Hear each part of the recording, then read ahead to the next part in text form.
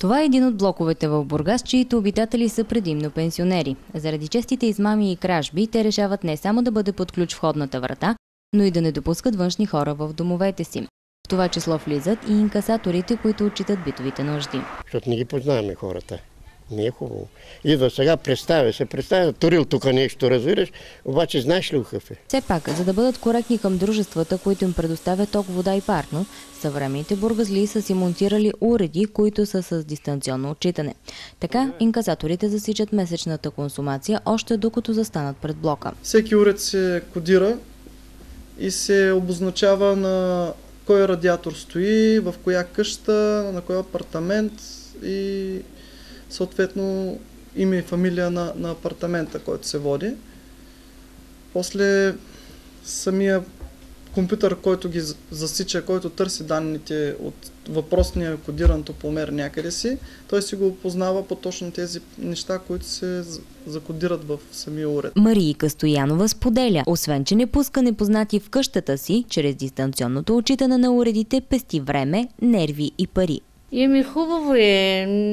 Няма да стоиш в къщи да чакаш да идват да ги отчитат. Просто е хубаво. Инкасаторите също са доволни, тъй като отпадат проблемите с недостъпните жилища, както и с сърдитите хора. Ако неволно поради липсата на видимост са объркали някоя цифра. Масово на 99% в града водомерите са с изтекал срок на годност. Водомерите са инсталирани примерно 94-96 година.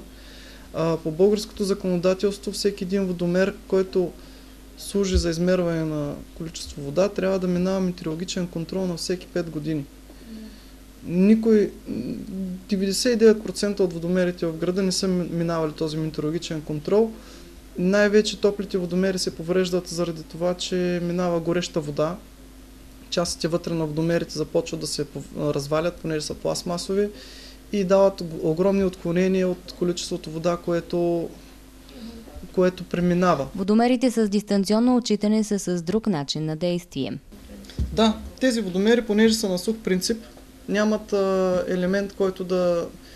Основните части, които са отчитащите части, са извън водата.